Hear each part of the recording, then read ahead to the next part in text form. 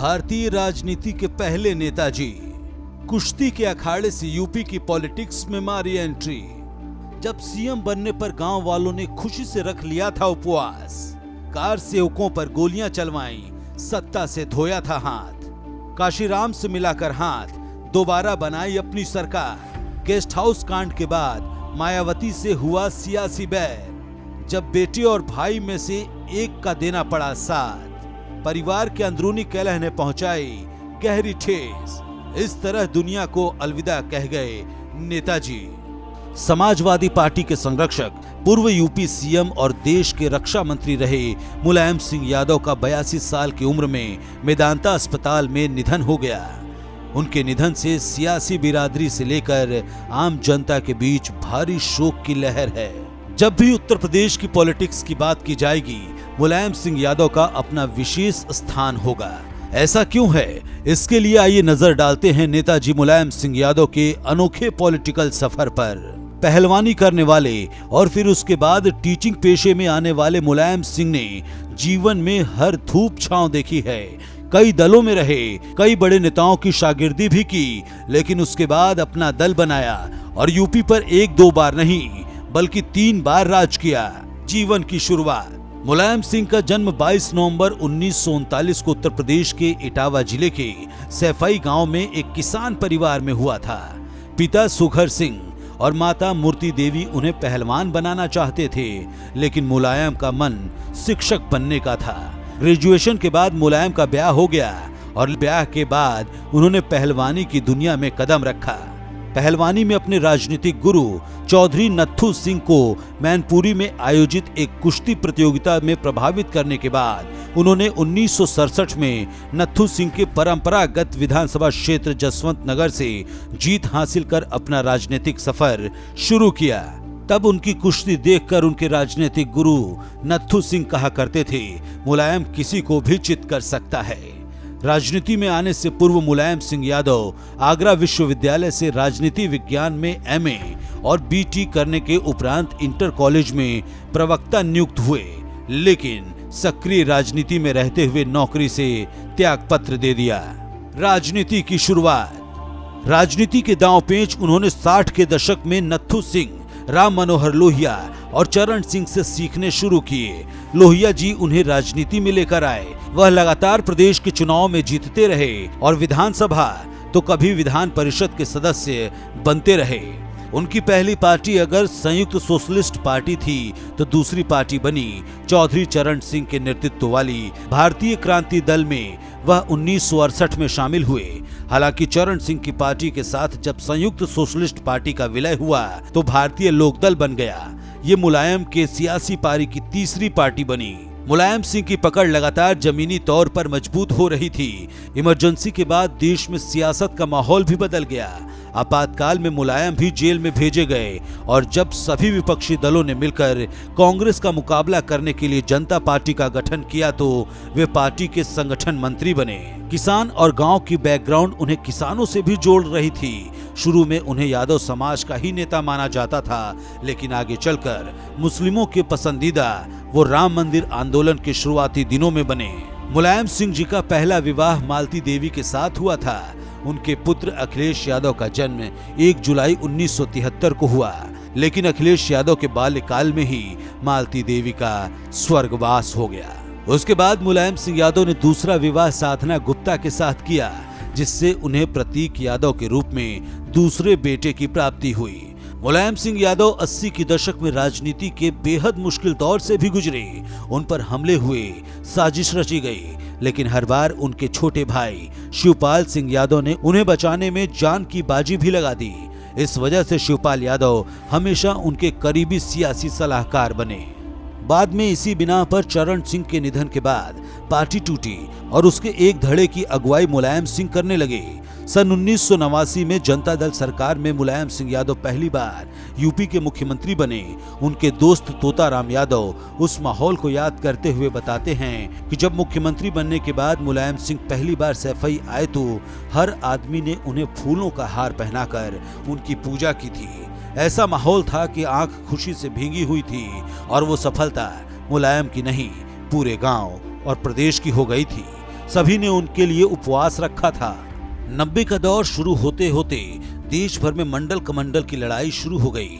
ऐसे में 1990 में विश्व हिंदू परिषद और बजरंग दल के कार्यकर्ताओं ने अयोध्या में बाबरी मस्जिद के ढांचे को गिराने के लिए कार सेवा की थी। कार सेवकों के विवादित ढांचे के करीब पहुंचने के बाद मुलायम ने सुरक्षा बलों को गोली चलाने का निर्देश दे दिया। सुरक्षा बलों की इस कार्रवाई में 16 कार सेवकों की मौत हो गई, जबकि सैकड़ों लोग घायल हुए। बाद में मुलायम सिंह ने बताया कि सुरक्षा बलों की कार्रवाई में 28 लोग मारे गए थे और अपने फैसले को उन्होंने जायज ठहराया था। कार सेवकों पर गोली चलवाने के बाद कांग्रेस ने सरकार से समर्थन वापस लेने का फैसला किया। हालांकि कांग्रेस के ऐलान से पहले ही मुलायम सिंह यादव ने विधानसभा भंग करने की सिफारिश कर दी। इसके बाद विधानसभा के चुनाव हुए और मुलायम सिंह यादव की पार्टी सत्ता से बाहर हो गई। 419 सीटों पर हुए चुनाव में मुलायम की पार्टी को महज 92 सीट ही मिल पाई।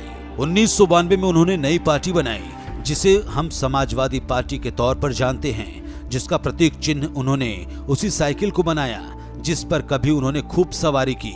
6 दिसंबर 1992 को बाबरी के विवादित ढांचा कार सेवकों ने गिरा दी, जिसके बाद तत्कालीन मुख्यमंत्री कल्याण सिंह ने इस्तीफा दे दिया। राज्य में राष्ट्रपति शासन लागू किया गया और उसके बाद 6 महीने बाद विधानसभा के चुनाव हुए। इस चुनाव में भाजपा की जीत तय मानी जा रही थी, लेकिन मुलायम ने धुर विरोधी बसपा के काशीराम को साथ ले लिया। 1993 में मुख्यमंत्री बनने के बाद 2 साल तक सरकार में सब कुछ ठीक ठाक चल रहा था, लेकिन 2 जून 1995 को लखनऊ में गेस्ट हाउस कांड हो गया। दरअसल सहयोगी बसपा ने मुलायम सरकार से समर्थन वापस लेने के लिए गेस्ट हाउस में विधायकों की बैठक बुलाई थी। मीटिंग शुरू होते ही सपा कार्यकर्ताओं ने गेस्ट हाउस में हंगामा कर दिया। हंगामे ने धीरे धीरे विद्रोह का रूप ले लिया और मायावती की भी जान खतरे में आ गई। हालांकि वहां मौजूद सुरक्षा कर्मियों की वजह से मायावती बच गई। मायावती ने आरोप लगाया कि सपा के कार्यकर्ता उन्हें मारने आए थे, जिससे बसपा खत्म हो जाए। गेस्ट हाउस कांड के बाद मुलायम की सरकार गिर गई। मायावती ने भाजपा के सपोर्ट से उत्तर प्रदेश में सरकार बना ली। इसके बाद गेस्ट हाउस कांड को लेकर सपा नेताओं और कार्यकर्ताओं पर शिकंजा कसना शुरू हो गया था। मुलायम और उनके भाई शिवपाल के खिलाफ भी मुकदमा दर्ज किया गया था। सपा बसपा के बीच सियासी दुश्मनी यहीं से शुरू हुई थी। सत्ता से दूर रहते हुए मुलायम सिंह निजी जीवन में उथल पुथल से गुजरे। 2002 में अपनी दूसरी पत्नी साधना गुप्ता को लेकर उन्हें बड़े विवाद का सामना करना पड़ा। उनके बेटे अखिलेश यादव उनकी दूसरी पत्नी साधना को बिल्कुल पसंद नहीं करते थे, लेकिन नेताजी ने 2003 में साधना को पत्नी मान लिया। 2007 के विधानसभा चुनाव में सपा की करारी हार हुई और पार्टी 100 सीटों के भीतर सिमट कर रह गई। चुनावी हार की समीक्षा में संसाधनों की कमी को इसकी बड़ी वजह माना गया, लेकिन अमर सिंह के सहारे नेताजी ने कॉरपोरेट जगत में एंट्री कर ली। अमर सिंह के सहयोग से मुलायम ने पार्टी में उद्योगपतियों का सहयोग लेना शुरू कर दिया। नतीजा ये हुआ कि सपा की बैठकें 5 स्टार होटलों में होने लगी। इतना ही नहीं, भाजपा और कांग्रेस के बाद सबसे ज्यादा चंदा हासिल करने वाली पार्टियों की लिस्ट में सपा शामिल हो गई। साल 2012 में मुलायम सिंह यादव ने सपा को दोबारा स्पष्ट बहुमत के साथ सत्ता में वापसी करवाई, लेकिन वक्त के तकाजे को समझते हुए उन्होंने अपने बेटे अखिलेश यादव को सत्ता की विरासत सौंप दी। आंकड़ों की जुबानी समझें तो मुलायम सिंह यादव 1967 से लेकर 1996 तक 8 बार उत्तर प्रदेश में विधानसभा के लिए चुने गए। एक बार 1982 से 1987 तक विधान परिषद के सदस्य रहे। वे 3 बार उत्तर प्रदेश के सीएम रहे। 1996 में ही उन्होंने लोकसभा का पहला चुनाव लड़ा और चुने गए। इसके बाद से अब तक 7 बार लोकसभा में पहुंच चुके हैं। 1996 में उन्होंने केंद्रीय राजनीति में एंट्री मारी। जब देवगौड़ा सरकार बनी तब मुलायम सिंह यादव देश के रक्षा मंत्री बने। मुलायम सिंह यादव हमेशा आरएसएस के मुखर विरोधी रहे, भले ही भाजपा के लिए समय समय पर नरम दिल दिखाया हो। एक बैठक में नेताजी ने कहा था, बहुत पाकिस्तान को ललकारता है आरएसएस, केवल गाल बजाता है। जब हम रक्षा मंत्री थे तो उस बॉर्डर पर गए जहां पाकिस्तान हमारी जमीन पर भीतर घुस आया था।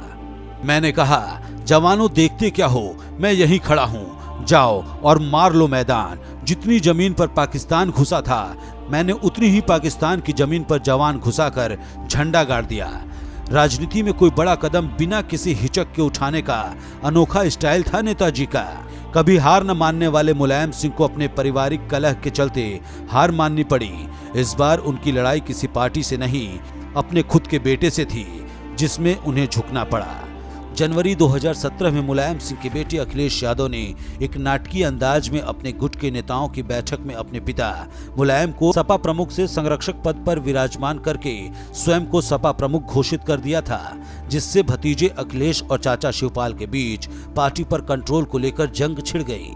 इस दौरान बेटे का साथ देते हुए मुलायम ने अपने भाई शिवपाल यादव को साइडलाइन कर दिया, जो कभी उनकी जान बचाने के लिए सबसे आगे हुआ करते थे। टूट के बाद शिवपाल ने अपनी अलग पार्टी भी बना ली थी, मगर समाजवादी पार्टी पर अखिलेश यादव का ही हक रहा। छोटे कद के मुलायम सिंह यादव भारतीय पॉलिटिक्स में ऐसे राजनेता रहे जो सियासी दलों और विचारधाराओं से परे जाकर सबके काम आते रहे हैं। इनमें कोई शक नहीं है कि मुलायम जिस बैकग्राउंड से राजनीति में आए हैं और मजबूत होते गए, उसमें उनकी सूझबूझ और हवा को भांपकर मौके पर चौका मारने की महारत भी हासिल थी। इसलिए वो उत्तर प्रदेश की पॉलिटिक्स के सबसे बड़े पहलवान माने जाते हैं। उनके दुखद निधन से उत्तर प्रदेश ही नहीं, देश की राजनीति में एक बड़े अध्याय का अंत हो गया है, लेकिन उनका अंदाज, बयान, फैसले हमेशा चर्चाओं और यादों का हिस्सा बने रहेंगे। हिंदी खबर परिवार की तरफ से मुलायम सिंह यादव को भावभीनी श्रद्धांजलि।